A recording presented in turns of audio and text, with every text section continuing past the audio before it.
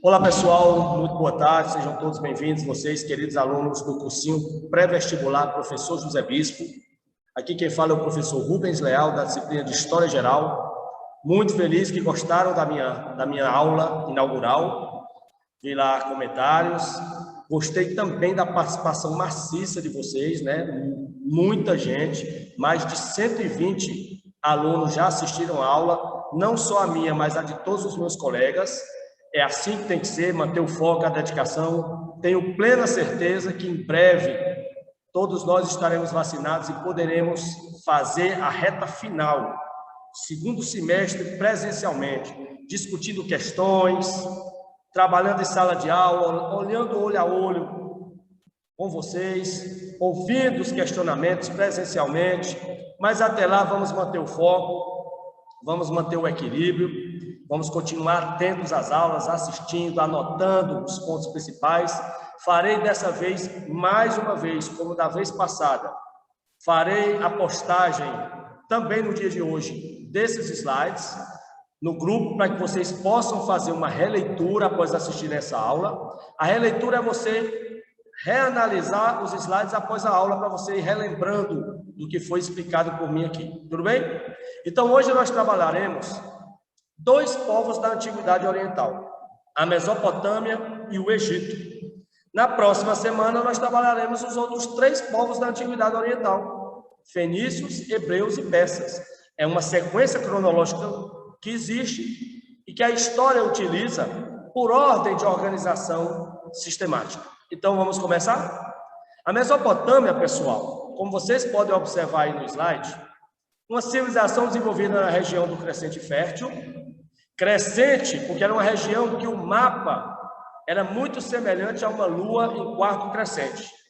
E fértil, porque era uma área de solo fértil e com dois rios caudalosos que eram utilizados para irrigação. Os rios Tigre e Eufrates, onde atualmente correspondem aos territórios do Iraque e do Kuwait, país vizinho, lá no Oriente Médio.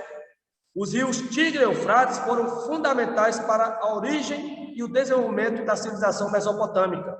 O próprio termo Mesopotâmia foi criado pelos gregos. Meso, no meio, entre, Potâmia, rios. Terra, entre rios. Terra, no meio de rios. De um lado corria o rio Tigre, do outro lado corria o rio Eufrates. Como era uma região de fácil acesso, porque a Mesopotâmia é um local de passagem, vários povos por ali passavam. Quando eu digo de fácil acesso, porque não tem montanhas, não tem traves geográficos, então é uma região por onde passavam vários povos. Como a Mesopotâmia era uma região de fácil acesso, terminou sendo ocupada ao longo de sua história por vários povos distintos. E eu gostaria que vocês pudessem, antes de nós olharmos e analisarmos cada um dos 5 povos da Mesopotâmia, gostaria que vocês observassem o território da Mesopotâmia aqui. Perceba que eu disse que a região era conhecida como Crescente Fértil. Perceba que parece muito uma lua em quarto crescente, que é essa parte rosa um pouco mais clara. E você está vendo aí, em destaque, Mesopotâmia. E gostaria que vocês vissem também aí em azul os dois rios. A Mesopotâmia ficava justamente aí no meio. De um lado, o rio Tigre, do outro, o rio Eufrates, e no meio, a Mesopotâmia, terra entre rios. Essa é a região do Crescente Fértil. Crescente, porque se assemelha a uma lua em quarto crescente, e fértil, porque era uma região de rios caudalosos e de terra fértil para a agricultura. Tudo bem? Então, vamos conhecer agora os 5 principais povos da Mesopotâmia. Os povos que vivenciaram na Mesopotâmia ao longo do tempo. Você precisa conhecer o que cada um deixou de legado, de importância para a posteridade. E é o que nós trabalharemos agora. Então, pessoal, o primeiro povo, o povo fundador da Mesopotâmia, foram os povos sumérios. Inclusive, caiu recentemente na prova da URCA, a Universidade Regional do Cariri, no curso de Direito, no vestibular, porque lá ainda não aderiu ao Enem, lá ainda tem um vestibular específico, comum, né? Então, caiu numa questão de história recente, no vestibular, a seguinte questão: Qual dos povos lançou as bases políticas, econômicas e sociais da Mesopotâmia? Sumérios. Aqui está a resposta. Olha o primeiro tópico do slide. Os sumérios lançaram as bases políticas, econômicas e sociais da Mesopotâmia. É óbvio, eles foram os fundadores, foram os primeiros a habitarem a região, e geralmente os primeiros são os que lançam as bases. Quais são os funcionários de uma obra que constroem a base da obra? Os que construíram primeiro, que fazem o alicerce. Os outros entram com as paredes, com o telhado, com o acabamento, mas a base são os primeiros. Os sumérios, por serem os primeiros povos da Mesopotâmia, lançaram suas bases políticas, econômicas e sociais, ou seja, fundaram as primeiras cidades, criaram um sistema de escrita. Vamos nessa. Inventaram a escrita cuneiforme, a primeira escrita do mundo. Eu disse para vocês na aula passada que a escrita, a invenção da escrita, é justamente o marco que finaliza a pré-história e começa a Idade Antiga. E a Mesopotâmia é a primeira civilização da Idade Antiga. Os sumérios, o primeiro povo da Mesopotâmia, eles criaram o primeiro sistema de escrita. Professor Rubens, eu me reporto à aula passada. Essa escrita, o senhor disse que ela não tinha letras, eram em forma de sinais, de símbolos. E cuneiforme, porque ela era cunhada sobre a argila mole, porque o povo da Mesopotâmia, os sumérios, eles não conheciam o papel originou-se na China, então eles faziam a escrita sobre placas de argila, placas de barro, mole, exatamente isso. Outra característica dos sumérios, o poder político era descentralizado, ou seja, os sumérios nunca tiveram um imperador que dominou todas as cidades ao mesmo tempo. Não. Os sumérios eram organizados em cidades-estados, com destaque para 4 cidades-estados. As cidades de Uruk, Nibu e Lagash. E cada cidade-estado sumeriana era governada por um patesi. Patesi, pessoal, eram chefes políticos, militares e religiosos. De patesi veio o termo paternidade. Paternidade, os patesis. Tudo bem? Esse foi o primeiro povo da Mesopotâmia. Vamos para o segundo? Os acádios. Os acádios foram o segundo povo a habitar a Mesopotâmia. Eles conquistaram a Mesopotâmia dos sumérios e passaram a habitar na região. Qual é a grande contribuição dos povos acádios na Mesopotâmia? Foram os primeiros a centralizar o poder, ou seja, foram os primeiros a estabelecerem um império, onde o imperador passava a dominar todas as cidades-estados. Acabaram com os patesis, aqueles chefes políticos locais, estabeleceu-se um império centralizado, com a capital na cidade de Acádia. Acádia, que foi batizada em homenagem ao povo Ácade. Tiveram Sargão I como principal imperador. O maior imperador dos acádios foi o imperador Sargão I. Então, se cair no Enem, qual a contribuição dos acádios na Mesopotâmia? Foram eles que centralizaram o poder. Ou seja, a partir deles, todas as cidades-estados passaram a ter um rei só. Para todas, um imperador. Foram eles que estabeleceram, inclusive, a capital da Mesopotâmia, né? Acádia. Vamos para o terceiro povo? O terceiro povo foram os amoritas, conhecidos como antigos babilônios. Professor Rubens, por que os amoritas podem ser chamados de antigos babilônios? Porque quando eles ocuparam a Mesopotâmia e tomaram a Mesopotâmia dos acádios, eles mudaram a capital para a cidade da Babilônia. A Babilônia passou a ser a capital da Mesopotâmia durante o período que os amoritas viveram na região. Então, os amoritas, por terem a capital na Babilônia, são conhecidos como antigos babilônios. Qual é a grande contribuição dos amoritas para a humanidade? Criaram o Código de Hammurabi, o primeiro código de leis escritas do mundo, da antiguidade.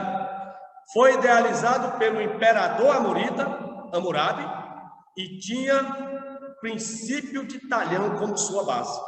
Princípio de talhão, pessoal, é um princípio que significa da mesma forma. Ou seja, olho por olho, dente por dente. Da forma que você cometia o crime, você pagava a sua pena.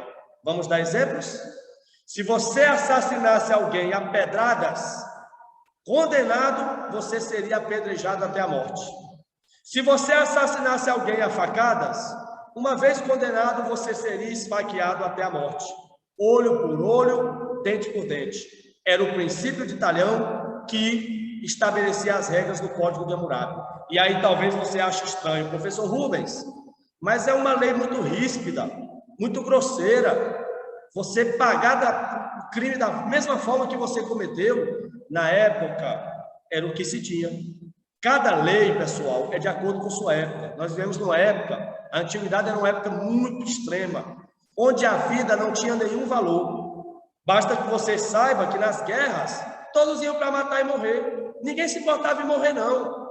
A morte e a vida era apenas um detalhe. Então, era um código realmente muito rígido, mas é porque a época requisitava um código dessa forma. Vamos para o quarto povo da Mesopotâmia, os assírios. Os assírios ficaram conhecidos não só na Mesopotâmia, mas em todos os povos da antiguidade, porque tinham um exército bastante organizado e cruel. O exército assírio era muito organizado, muito bem treinado, equipado e cruel. Os assírios executavam com requintes de crueldade, inclusive decepando partes do corpo dos seus inimigos. Muito comum também entre os assírios era enfiar seus inimigos em estacas, ainda vivos. Os assírios usavam essa técnica da crueldade justamente para impor medo, impor respeito aos outros povos. Era comum, pessoal, naquela época, quando um povo sabia que estava sendo invadido pelos assírios, havia um suicídio coletivo do povo. Ou seja, o povo temia tanto a brutalidade do exército assírio que quando eles sabiam que os assírios estavam invadindo, eles se matavam. Era melhor do que enfrentar os assírios. Tamanha barbárie que os assírios cometiam. E olhe que paradoxo. Olhe que coisa interessante. Quando se fala da brutalidade e da selvageria do exército assírio, você jamais imaginaria que um povo tão bruto, tão bravo, criaria a primeira biblioteca do mundo. Construíram a biblioteca de Nínive. Nínive era a capital dos assírios, na época que eles dominaram a Mesopotâmia. Essa biblioteca foi construída em Nínive, pessoal, e ela reuniu cerca de 40 mil placas de argila. Não esqueça, naquela época não havia o papel no Oriente Médio. Então, tudo era escrito sobre argila mole. A biblioteca de Nínive tinha cerca de 40 mil placas de argila em seu acervo. Criação dos assírios. E o último povo da Mesopotâmia, porque foram 5, foram os caldeus. Os caldeus são chamados de novos babilônios, porque assim como os amoritas, os antigos babilônios, eles restabeleceram a capital da Mesopotâmia na cidade da Babilônia. Destaque entre os caldeus para o imperador Nabucodonosor. Não sei se você é um leitor assíduo do Antigo Testamento, mas o Antigo Testamento, pessoal, ele é um livro histórico. O Antigo Testamento ele tem narrativa dos hebreus, dos egípcios, dos mesopotâmios, dos fenícios, dos persas. E esse homem, o maior imperador dos caldeus, Nabucodonosor, ele é narrado na Bíblia. Ele é narrado no Antigo Testamento. Se você fizer uma leitura do Antigo Testamento, você verá que algumas passagens tratará desse imperador Nabucodonosor. Por quê? Porque enquanto ele governou a região da Mesopotâmia, ele foi responsável por alguns atos como, acompanhe comigo, a construção dos Jardins Suspensos da Babilônia, uma obra tão linda que é esse desenho que está, é essa imagem que está no slide. Os Jardins Suspensos da Babilônia, como você pode observar, eram jardins suspensos no palácio onde o imperador e sua esposa viviam. Se vocês olharem a imagem, você está vendo que as plantas, as árvores, elas estão suspensas. Elas têm no chão, mas elas têm também em cima do palácio.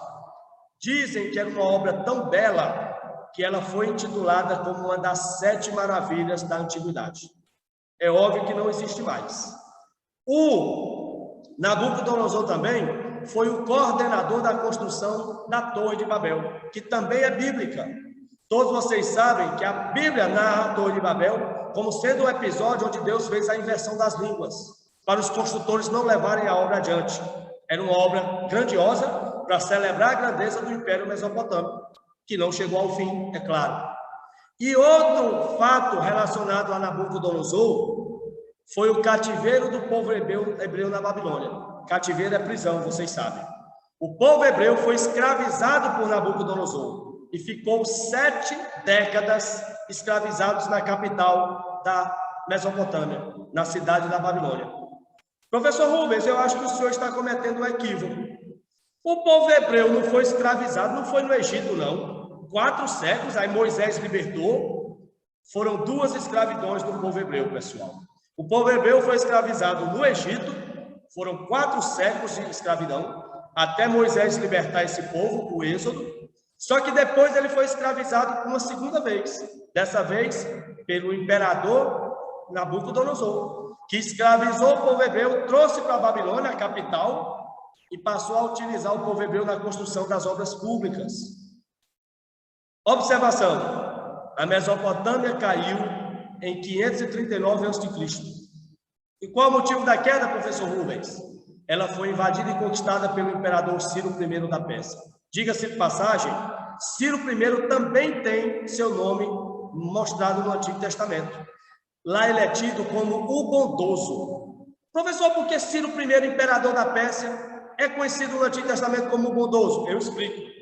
Em 539, quando ele invadiu a Mesopotâmia, ele invadiu a capital, a Babilônia, ele encontrou o povo hebreu lá, escravizado.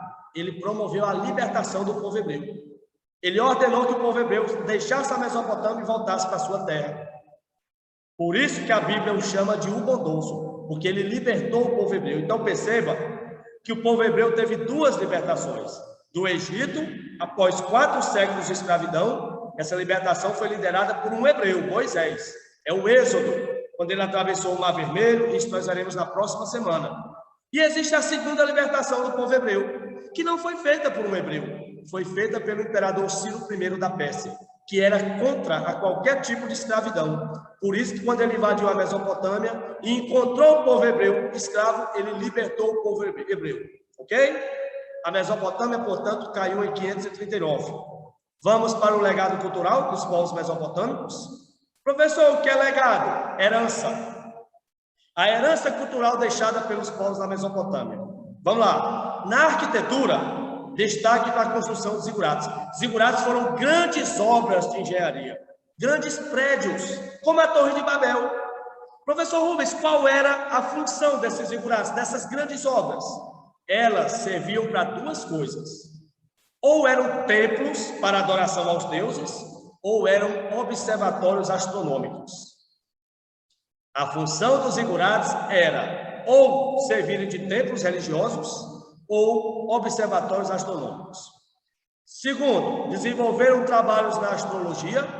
Foram os mesopotâmios que criaram os ciclos do zodíaco que nós temos até hoje. Áries, Peixes, Touro, Gêmeos, Câncer, Sagitário, Virgem. Quem criou os ciclos do zodíaco foram os povos mesopotâmios na astrologia. Também desenvolveram trabalhos na astronomia. Foram os povos da Mesopotâmia que criaram os primeiros calendários. Os primeiros calendários, as primeiras contagens do tempo no mundo foram criadas pelos povos mesopotâmicos. Criaram a escrita cuneiforme, já falei para vocês, a primeira escrita do mundo. E na literatura, escreveram uma obra maravilhosa, a Epopeia de Gilgamesh. Sabe do que trata essa obra? Do dilúvio bíblico. Noé, a construção da arca, o povo desacreditando, achando que Noé era um lunático, e o dilúvio. 40 dias e 40 noites de chuva. Toda essa narrativa do dilúvio bíblico é contida na obra Epopeia de Gilgamesh, a maior obra da literatura mesopotâmica. Tudo bem? Então aqui nós encerramos a Mesopotâmia. Vamos conversar agora a segunda grande civilização da Antiguidade Oriental, o Egito Antigo.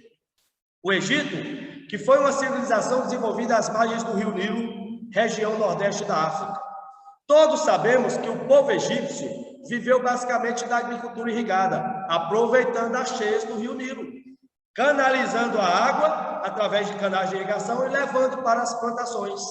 O Egito era uma região quente, poucas chuvas, mas plantava o ano todo, graças à irrigação, graças à água extraída ao longo do leito do rio Nilo. A evolução política do Egito envolveu vários períodos históricos, na verdade, 4 períodos históricos. Antes de começarmos esses 4 períodos históricos, vamos ver a localização do Egito. Está aqui, pessoal. O Egito fica no nordeste da África, e se vocês perceberem, olhem o rio Nilo correndo todo o Egito. Todo o Egito. O Egito era cortado na íntegra, de norte a sul, de sul a norte, pelo rio Nilo. Vamos para o primeiro período. São 4 períodos da história egípcia. O primeiro período é chamado de período pré-dinástico, ou seja, é o que antecedeu os faraós. É a fundação do Egito. Nessa época não havia faraós, é a fundação, é a chegada dos primeiros povos. Acompanhe comigo, por gentileza. Surgimento do Egito, com a formação das primeiras comunidades ribeirinhas. Todo mundo sabe que ribeirinha significa as margens de rios. Essas primeiras comunidades ribeirinhas, elas foram chamadas de nomos. Cada comunidade dessa, cada nomo era chamado de nomarcas. Perdão, era governada por nomarcas. Com a multiplicação e o crescimento desses nomos, surgiram 2 reinos. Tornou-se reino do Alto Egito e reino do Baixo Egito.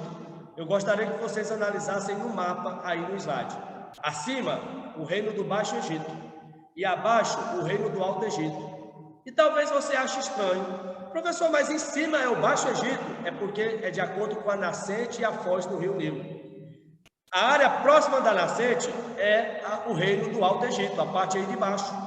E a parte da foz, que já é o fim do rio Nilo, é o Baixo Egito, é o fim do rio. Então, vamos relembrar, o período pré-dinástico é a chegada dos primeiros povos no Egito. Eles fundam as primeiras comunidades ribeirinhas ao longo do rio Nilo. Essas comunidades são chamadas de nomos. Cada comunidade dessa era governada por um nomarca. Essas comunidades cresceram, se multiplicaram e tornaram-se 2 reinos, o reino do Alto e o do Baixo Egito.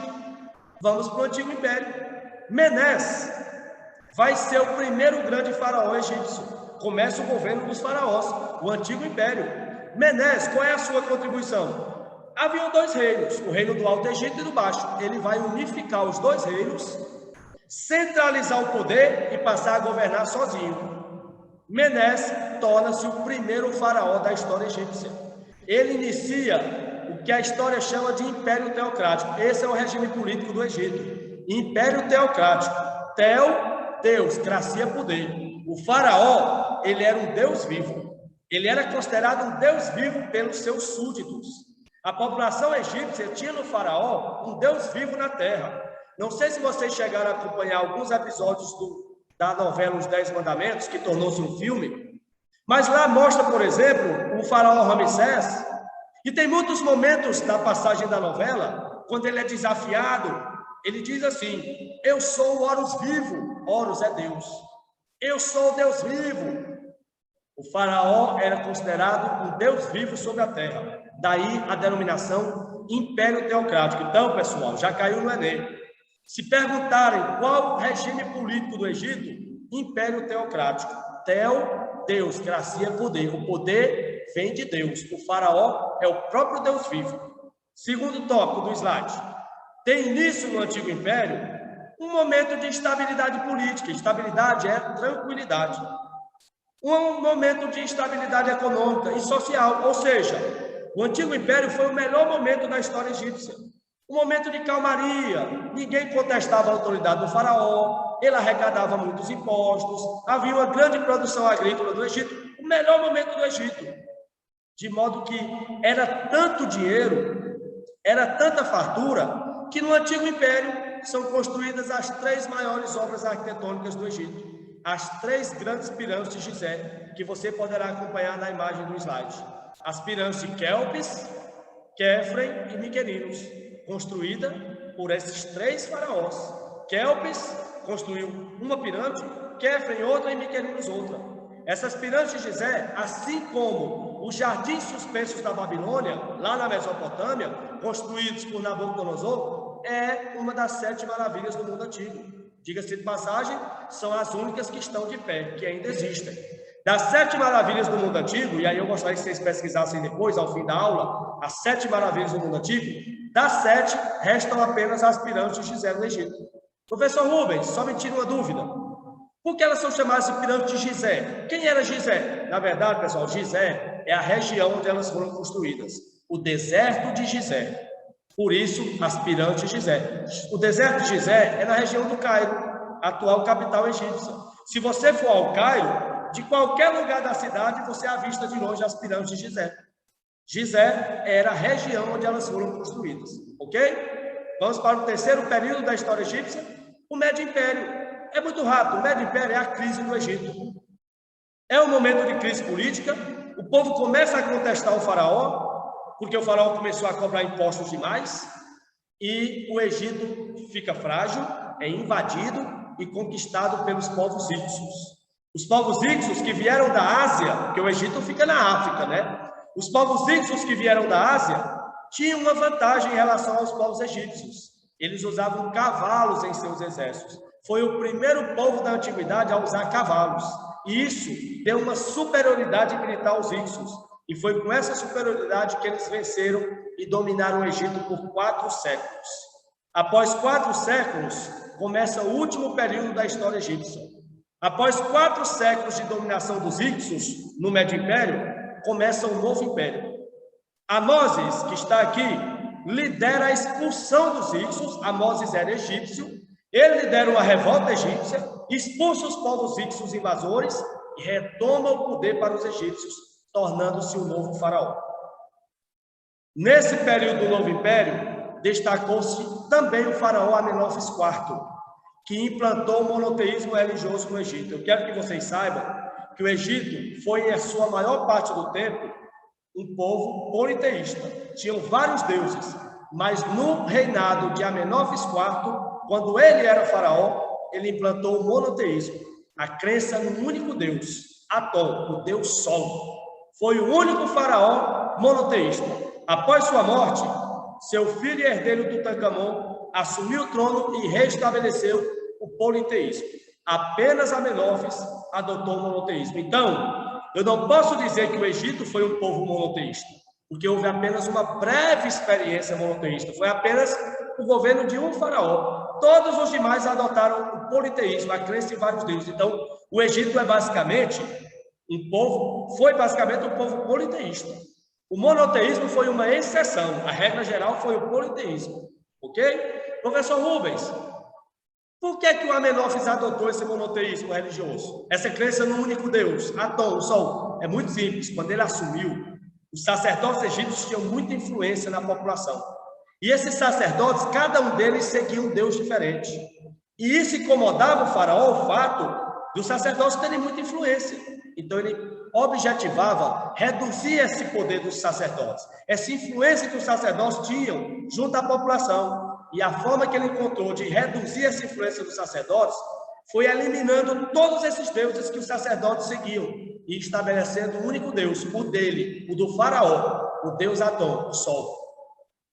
Portanto, pessoal, vou logo dar uma dica. Na história egípcia, você só precisa conhecer 3 grandes faraós. Menés, o primeiro que unificou os reinos do Alto e do Baixo Egito. Amoses, que foi quem expulsou os povos hicsos após 4 séculos de domínio e tornou-se o novo faraó egípcio. E Amenófis IV, pela reforma religiosa e a implantação do monoteísmo.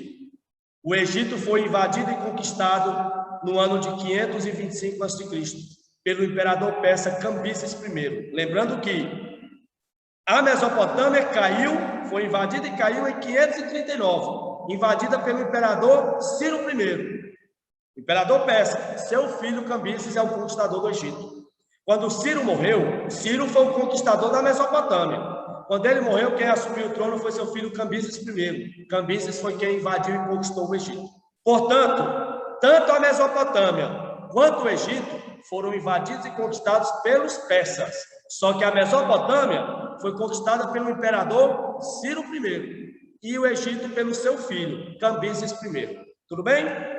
Para nós terminarmos, qual o legado cultural deixado pelo Egito? Primeiro, a religião politeísta. Os egípcios adoravam vários deuses e essa religião era antroposomórfica.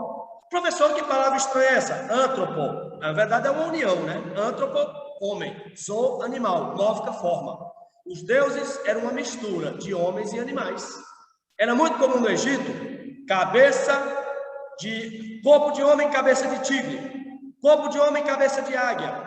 Corpo de homem, cabeça de crocodilo. Corpo de homem, cabeça de gato. Havia uma mistura. Antropo, homem. Zoo, animal. Mórfica, forma. Os deuses tinham formas humanas e de animais. Outra coisa da religião egípcia.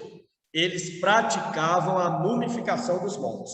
Eles acreditavam na vida após a morte. Eles acreditavam que após a morte você ressuscitaria. Só que eles acreditavam que ressuscitava o espírito e o corpo, a matéria. Por isso que eles cuidavam do corpo dos mortos, mumificando-os, para eles poderem ressuscitar intactos, perfeitos. Na arquitetura, destacaram-se 2 templos egípcios, muito bonitos, o templo de Luxor e o templo de Karnak. Inclusive, o templo de Karnak dá nome ao palácio do governo do estado do Piauí, em Teresina. Vocês sabem que o palácio do governo do estado é o palácio de Karnak, faz alusão ao templo de Karnak no Egito. Houveram também a construção, pessoal, de obras fúnebres. Professor, o que são obras fúnebres? Para enterrar os mortos. Fúnebre vem de morte, né? Mastabas, hipogeus e pirâmides. Mastabas e hipogeus eram túmulos comuns, e as pirâmides eram túmulos, geralmente, para a elite egípcia. Eram nas pirâmides que eram enterrados os faraós e os membros da nobreza. Além das pirâmides, das mastabas e dos hipogeus, foram construídos também na arquitetura egípcia diques e canais de irrigação. Professor, o que são diques? Reservatórios de água, barragens. Finalmente, para nós concluirmos, na literatura, o grande livro egípcio, a grande obra, foi o Livro dos Mortos. O Livro dos Mortos, que era uma espécie de carta de recomendação dos mortos para a outra vida, para a ressurreição. Ok? Então, aqui nós encerramos a nossa segunda aula com Mesopotâmia e Egito. Próxima aula, próxima semana, não perca. Fenícios, hebreus e persas. Conheceremos a história desses 3 povos para nós fecharmos a Antiguidade Oriental. Até a próxima semana. Um forte abraço. Se cuidem. Fiquem com Deus.